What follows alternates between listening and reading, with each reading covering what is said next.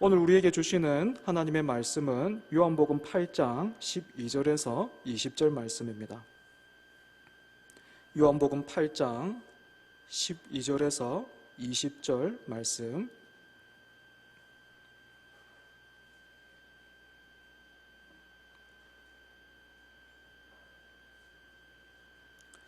우리에게 주시는 하나님의 말씀을 눈과 또 귀와 또 우리의 중심에 잘 새기시기 바랍니다.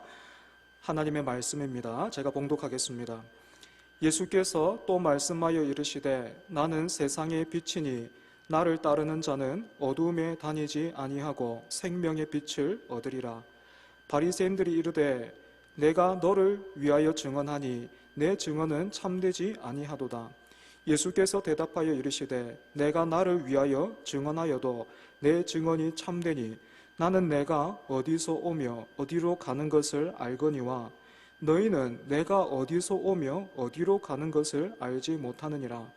너희는 육체를 따라 판단하나 나는 아무도 판단하지 아니하노라. 만일 내가 판단하여도 내 판단이 참되니 이는 내가 혼자 있는 것이 아니요 나를 보내신 이가 나와 함께 계심이라. 너희 율법에도 두 사람의 증언이 참되다 기록되었으니 내가 나를 위하여 증언하는 자가 되고 나를 보내신 아버지도 나를 위하여 증언하시느니라. 이에 그들이 묻되 내 아버지가 어디 있느냐? 예수께서 대답하시되 너희는 나를 알지 못하고 내 아버지도 알지 못하는도다. 나를 알았더라면 내 아버지도 알았으리라. 이 말씀은 성전에서 가르치실 때에 헌금함 앞에서 하셨으나 잡는 사람이 없으니 이는 그의 때가 아직 이르지 아니하였음이로라. 아멘. 오늘 본문의 배경은 여전히 초막절이라는 절기입니다. 예수님의 동생들은 이번 초막절을 기회라고 생각해서 갈릴리에 머물러 계시던 예수님께 예루살렘으로 올라가서 세상에 자신을 나타내 보이십시오. 여기 갈릴리에만 있으면 사람들도 다 떠나고 될 일도 안 됩니다. 이런 말로 예수님께 조언을 했습니다. 이런 동생들에게 예수님은 내 때가 아직 이르지 않았다라고 말씀하시면서 나는 이번 초막절에 올라가지 않겠다, 그렇게 또한 말씀하셨습니다. 그런데 예수님은 말씀과는 다르게 혼자서 예루살렘으로 올라가셨고 성전에서 사람들을 가르치심으로 자신을 드러내셨습니다. 말과 행동이 다른 이런 예수님의 모습은 우리에게 모순처럼 다가오지요. 하지만 여러분, 여기는요 이런 의미가 있습니다. 예수님의 동생들은 마치 아이돌 그룹이 데뷔를 하는 것처럼 이번 초막절에 예수님이 가지신 능력으로 예루살렘에서 팬클럽을 한번 만들어 보라, 그렇게 제안을 한 것입니다.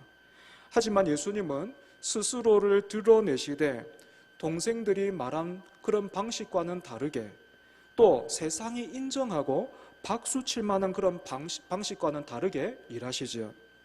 그래서 여러분, 예수님께서 택하신 방식이 무엇입니까? 본문 12절에 이렇게 기록되어 있습니다. 예수께서 또 말씀하여 이르시되. 여러분, 왜 우리 주님은 이처럼 계속해서 말씀하시고 또한 말씀하십니까? 예수님의 형제들도 인정할 수밖에 없었던 그 능력을 사람들에게 더 많이 보여주신다면 사람들을 모으는 일이나 또 그렇게 모은 사람들로부터 인정받는 것은 이건 일도 아닐 텐데 어째서 예수님은 쉬운 길을 놓아두고 이렇게 계속해서 어렵게만 돌아가십니까? 저는 이 내용을 묵상하다가 여러분들도 잘 알고 계시는 그 김춘수 시인의 꽃이라는 시가 떠올랐습니다. 내가 그 이름을 불러주기 전에는 그는 다만 하나의 몸짓에 지나지 않았다. 내가 그의 이름을 불러주었을 때 그는 나에게로 와서 꽃이 되었다. 내가 그의 이름을 불러준 것처럼 나의 이 빛깔과 향기에 알맞은 누가 나의 이름을 불러다오. 그에게로 가서 나도 그의 꽃이 되고 싶다. 우리들은 모두 무엇이 되고 싶다. 너는 나에게 나는 너에게 잊혀지지 않는 하나의 눈짓이 되고 싶다. 요한복음 1장에서 우리는 예수님이 태초부터 하나님과 함께 계신 말씀이시여 모든 것의 근원이 되시는 분이시다라는 것을 확인한 바가 있습니다.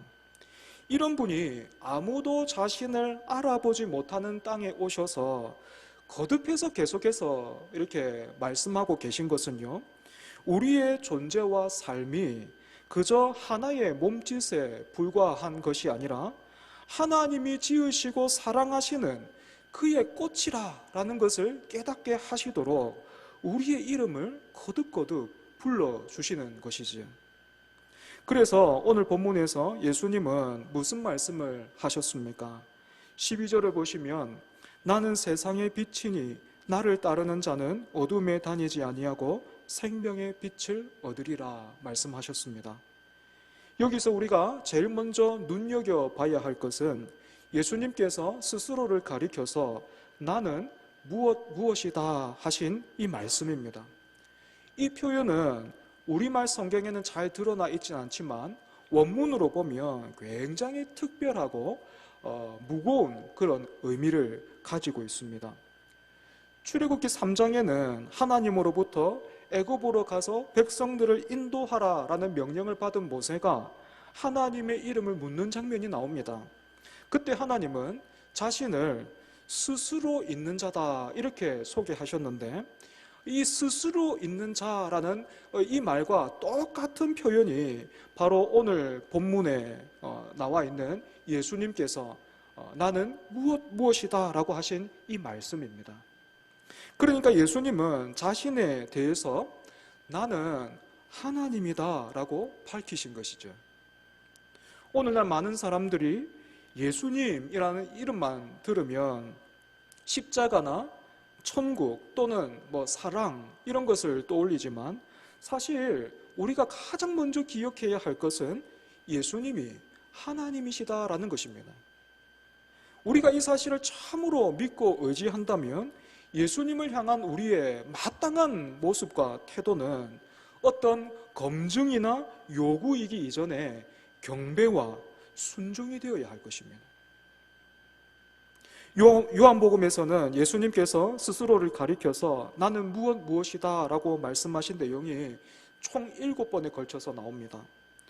요한복음 6장 35절과 48절에서는 생명의 떡이다 라고 말씀하셨고, 오늘 본문에서는 생명의 빛이다.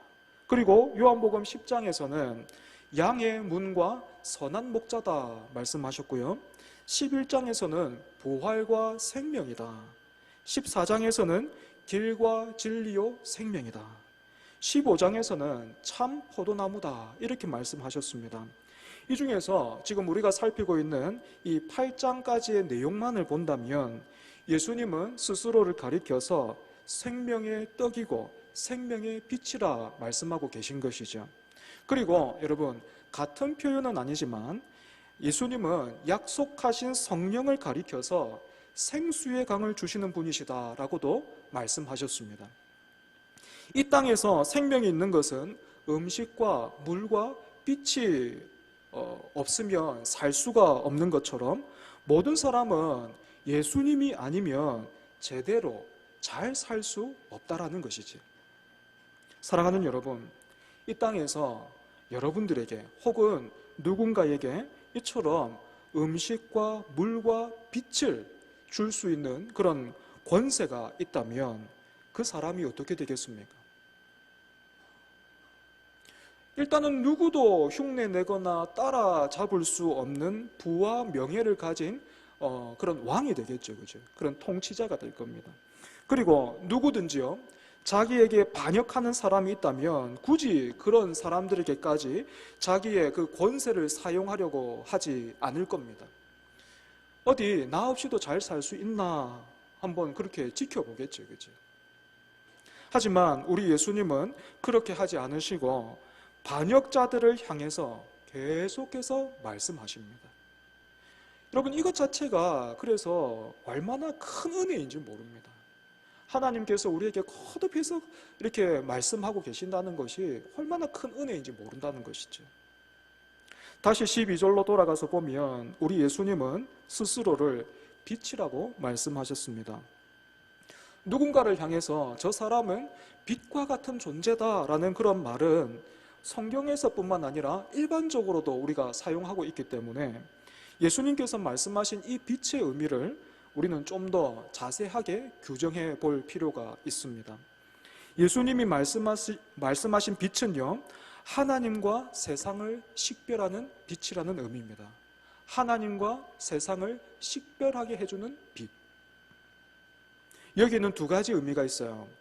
먼저는 하나님을 알기 위해서는 예수를 보라라고 말씀하신 것입니다. 요한복음 1장 18절은 이렇게 말하고 있습니다. 본래 하나님을 본 사람이 없으되 아버지 품속에 있는 독생하신 하나님이 나타내셨느니라. 보이지 않고 볼 수 없는 하나님이 나타나셨는데 그분이 바로 예수님이라고 성경은 우리에게 말해주고 있는 것이죠. 때문에 사랑하는 여러분, 하나님이 어떤 분이신지를 알고 싶다면 다른 것이 아니라 예수님을 주목해야 합니다. 그렇다면 21세기를 살아가고 있는 우리가 어떻게 예수님을 주목할 수 있습니까? 우리에게 주신 살아있는 하나님의 말씀인 이 성경을 통해서 얼마든지 가능한 일이지요. 성경은 예수님에 대한 이야기로 처음부터 끝까지 가득 차 있기 때문에 그렇습니다. 신약 성경이 이 땅에 오신 예수님에 대한 말씀이라면 구약 성경은 예수님의 그림자라고 할 수 있습니다. 그래서 여러분, 구약보다 신약이 더 중요하다는 말입니까? 그렇지 않습니다.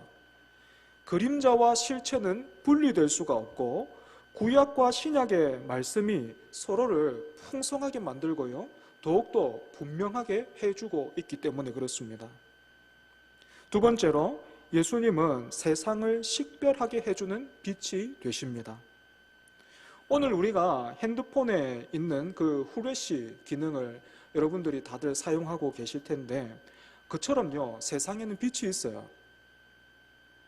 이런 후레쉬 기능이 편리하기는 하지만 그렇다고 해서 우리가 낮에도 켜고 다니는 사람은 없지요. 왜냐하면 낮에는 더 크고 선명하고 분명한 빛이 우리를 비추어 주기 때문에 그렇습니다. 마찬가지로 여러분, 세상의 빛은 한계가 있고 또 충분하지가 않아서 진실이 왜곡됩니다. 예를 하나 들어볼까요? 제가 나이가 30이 넘어서 직장에 취업을 하고 나니까 여기저기에서 이렇게 막 소개가 들어왔어요. 자매들을 많이 소개를 받았습니다. 그래서 적지 않은 그런 사람들을 만나봤는데 그때마다 참 난처했던 게요, 먼저 이런 분이다라고 제가 사진을 받기는 받았는데 좀처럼 그 상대방을 그 약속 시간에 약속 장소에 나가서 상대방을 찾을 수가 없었습니다. 사진을 통해서 봤을 때는 참 이 자매가 연예인 누구를 닮았구나 하면서 너무 좋다 하면서 막 마음이 설레면서 이렇게 설레는 마음을 가지고 약속 시간에 나갔는데 좀처럼 사진하고 하나도 안 닮은 자매가 자기라고 우기면서 그러니까 제가 적지 않게 당황했습니다. 여러분, 같은 인물이라고 해도 각도에 따라서 또 조명에 따라서 얼마든지 달라지는 법이죠. 사람 얼굴만 그렇습니까? 그렇지 않지요. 예전에요, 청년들과 함께 수련회를 하면서 재미난 게임을 한 적이 있습니다. 생일이 되면 그 머리에 쓰는 꽃갈 있지 않습니까? 그 꽃갈을 얼굴에 씌웠습니다. 그 얼굴에다가 씌우고 바닥에 선을 하나 그어 놓고요, 그 선을 따라서 정해진 구간을 누가 빨리 갔다 오나 그 팀을 나눠서 그런 게임을 했습니다. 그러면요, 얼마나 재미난 그 광경이 펼쳐지는지 몰라요. 나중에 코로나 끝나고 우리 교회도 한번 정교인 수련회 이런 거 할 때 있으면 그런 거 한번 해보면 너무 재밌을 거예요. 일단 꽃갈에는요, 여러분, 구멍이 작은 구멍 하나밖에 없잖아요. 그죠? 그걸 여러분 이렇게 딱 쓰고 그것만 본다고 생각을 한번 해보십시오. 일단 그 구멍으로 바닥에 그어진 선을 찾는 일이 얼마나 힘든 일인지 몰라요. 뭐 이렇게 코끼리코로 한 5바퀴, 10바퀴 돌고 찾으라 했거든요. 못 찾죠.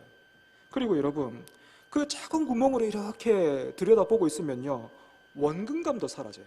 이게 얼마나 가깝고 얼마나 먼지, 이게 파악이 안 되는 거예요.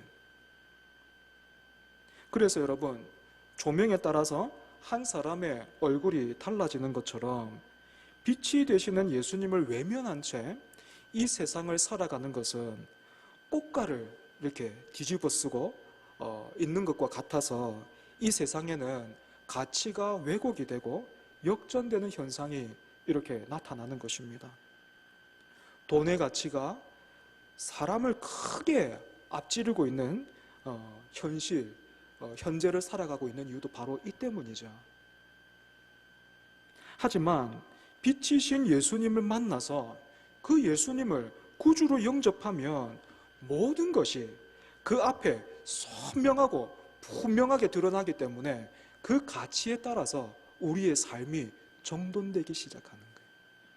아, 이건 이만큼 높은 줄 알았는데 그게 아니구나. 이건 여기에 와야 되는구나 하면서 삶이 드디어 제대로 착착 정돈되기 시작하는 거지. 그런데 다시 한번 12절을 보시면 예수님은 스스로를 그저 빛이라 말씀하지 않으시고 어떻게 말씀하셨습니까? 세상의 빛이다 말씀하셨습니다. 이 말씀을 보다 잘 이해하기 위해서는요, 약간의 배경 지식이 필요해요. 초막절이 되면 이스라엘 백성들은 총 3가지의 의식을 행했습니다. 하나는 출애굽한 그 조상들이 광야에서 초막을 짓고 살았던 것처럼 이 초막절이라는 절기가 되면 백성들도 초막을 짓고 멀쩡한 집은 있지만 그 초막을 짓고 거기서 지냈습니다. 여기에는 광야에서 나그네와 같았던 그 삶의 끝이 약속하신 가나안 땅이었던 것처럼 이 땅의 삶이 나그네와 같지만 완성될 하나님의 나라를 소망하고 있다라는 데 의미가 있죠. 그리고 또 하나는 우리가 7장에서 다뤘던 것처럼 물의 의식을 행했습니다. 제사장들이 실로암에 가서 금주전자의 그 물을 받아서 제단 또는 바위에 부었는데, 이것 또한 광야에서 목말라 하는 조상들을 바위에서 생수를 터뜨려 마시게 하신 그 하나님의 은혜와 기쁨으로 구원의 우물에서 물을 기르리라 하신 그 이사야 말씀을 기억하는 데 의미가 있었습니다. 그래서 예수님은 이 물의 의식을 배경으로 해서 누구든지 목마르거든 내게로 와서 마시라. 나를 믿는 자는 성경의 이름과 같이 그 배에서 생수의 강이 흘러나리라 이렇게 말씀하시므로 성경이 그림자처럼 가리키고 말하던 바로 그 생수의 근원이 지금 너희 눈앞에 있다 이렇게 가르쳐 주셨습니다. 세 번째로 초막절이 되면 예루살렘에서는요 불의 의식을 행했습니다. 쉽게 말하자면 유동축제처럼 성전의 그 제일 바깥이라고 할 수 있는 여인의 뜰에 4개의 큰 횃불을 밝혀두고 사람들은 밤새도록 그 앞에서 춤을 추면서 하나님을 찬송했다고 해요. 유동축제 때에 불이 들어오면 참 아름다운 것처럼요, 이 불의 의식이 얼마나 장관이었던지 기록에 따르면 이것들을 보지 못한 자는 자신의 삶에 있어서 경이로움을 결코 보지 못한 자다라고 말할 정도였다고 합니다. 여러분, 이런 불의 의식을 배경으로 해서 예수님은 자신을 가리켜서 나는 세상의 빛이라 말씀하신 것이죠. 그렇다면 여러분, 여기에서 이 예수님께서 말씀하신 세상의 빛이 그 불의 의식과 연결되어 있잖아요, 그렇죠? 그러면 이 불이 의미하는 바가 무엇입니까? 광야에서 이스라엘 백성들을 인도하던 불기둥과 구름기둥이 이렇게 자연스럽게 연결되죠, 그죠? 불기둥과 구름기둥이 어떤 일을 했습니까? 먼저 광야는 하루에 그 기온차가 극심한 곳입니다. 밤에는 너무 춥고 낮에는 해가 너무 뜨거워서 사람이 거주하기 힘든 곳이 바로 광야죠.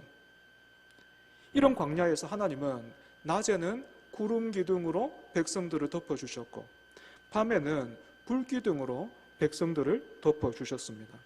뿐만 아니라 애굽의 군사들이 이스라엘 백성들을 막 추격해 왔을 때가 있었는데 이때에 불기둥과 구름기둥이 어떤 일을 했습니까? 이스라엘 백성과 애굽의 그 군대 사이를 막아섰지요. 그래서 이 애굽의 군대가 이스라엘 백성들을 칠 수 없도록 이 불기둥과 구름기둥이 백성들을 보호했습니다. 두 번째로 불기둥과 구름기둥이 어떤 일을 했습니까? 광야에서 백성들을 인도했습니다. 단순히 방향만을 가르쳐 준 것이 아니라 때로는 백성들이요 이 광야길을 밤에도 걸어야만 했습니다. 그런데 그때 이 불기둥이 그들의 길만 비추어 주는 것이 아니라 내 자신과 옆에 있는 지체들을 인식할 수 있도록 한 것입니다. 하지만 여러분, 우리가 잘 알듯이 이런 불과 구름 기둥의 인도를 받으면서도 이스라엘 백성들이 광야에서 어떻게 살았습니까?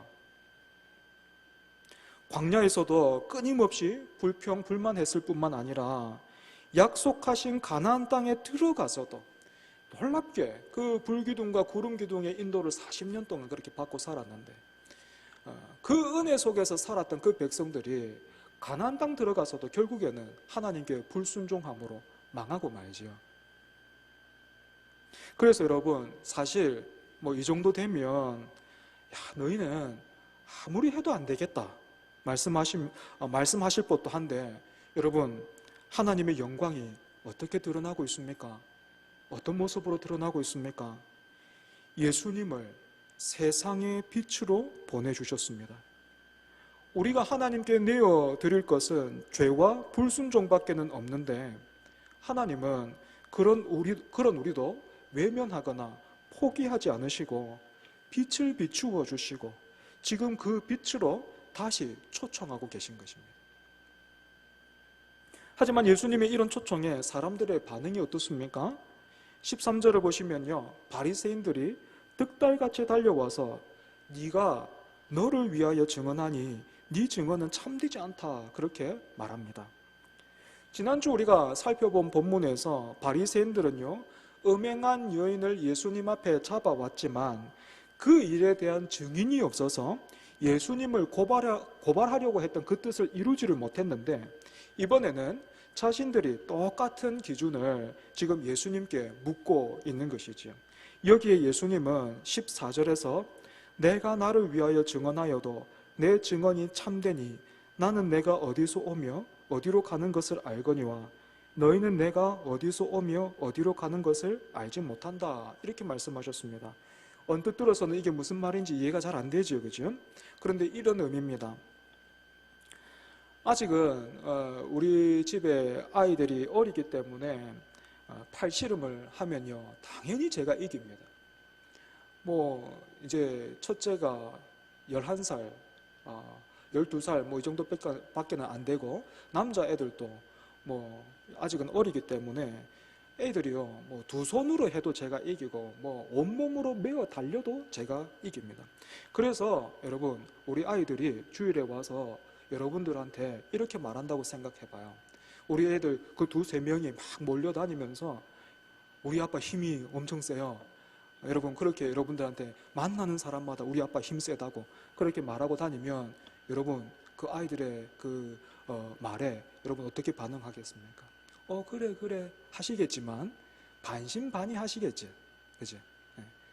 도대체 얼마나 힘이 세다는 거야? 별로 안 믿을 겁니다. 그런데 여러분,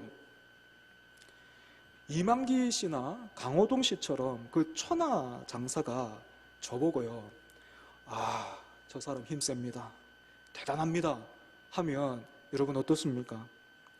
10명의 꼬마들보다 천하 장사 한 사람의 증언이 더 크고 권위가 있죠, 그죠? 그래서 예수님은 믿을 수 없으니 증인을 대라라고 요구하고 있는 사람들에게 증인의 숫자를 채워주시는 것이 아니라 하나님의 권위에 대해서 말씀하고 계시는 거예요. 하나님은 최고의 권위에 계시는 분이시고 또 예수님도 하나님이시기 때문에 내가 말하는 바로 그것이 진리라는 것입니다. 하지만 바리새인들은 여전히 믿지를 못합니다. 이유가 무엇입니까? 지금 세상의 빛이신 예수님 앞에 자신들이 서 있음에도 불구하고 깨닫지 못하고 알지 못하는 것은 이들의 형편이 소경과 같기 때문이죠. 하지만 이런 사람들과는 다르게 세상의 빛이신 예수님을 믿는 사람은 어떻습니까?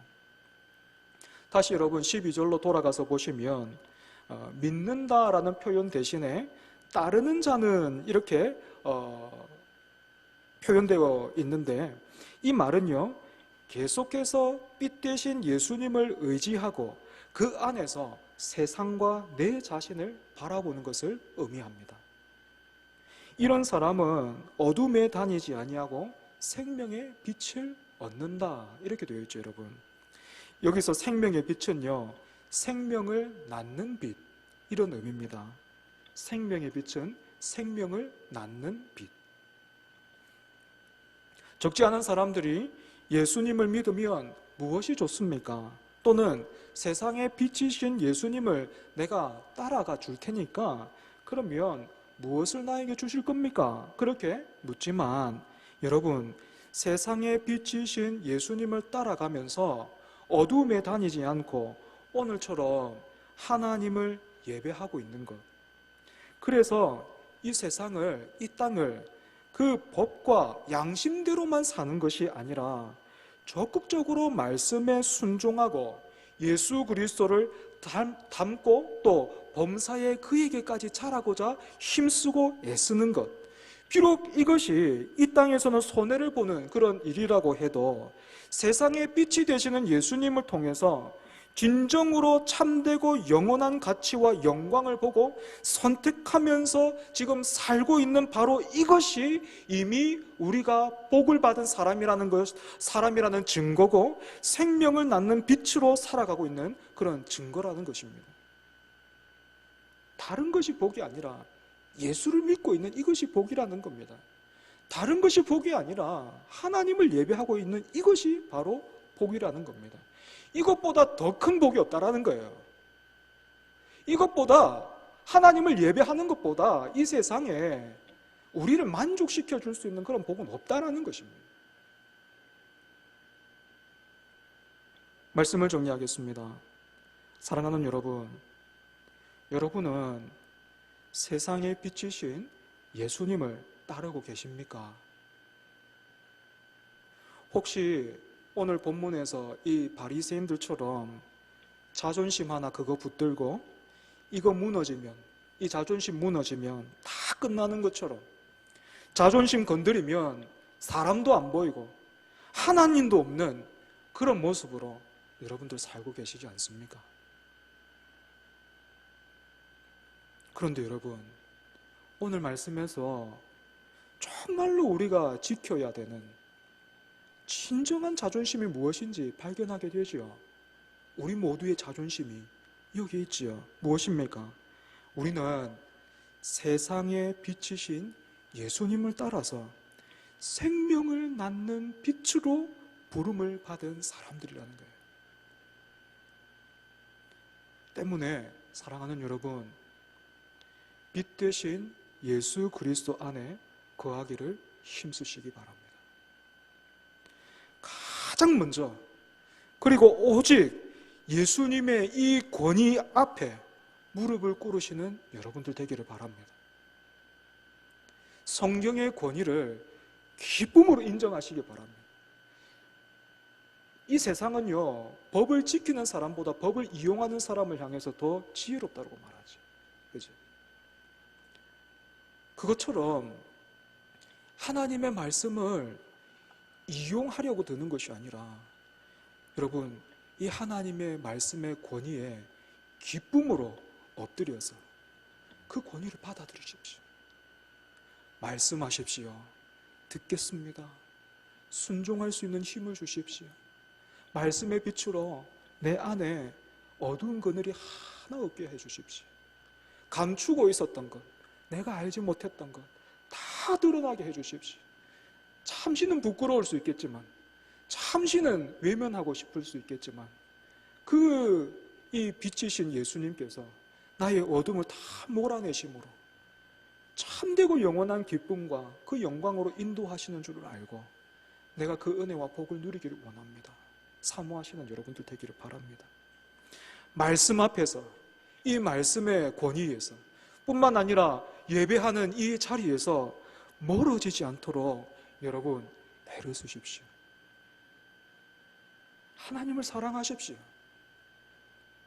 하나님을 사랑하심으로 예배하십시오.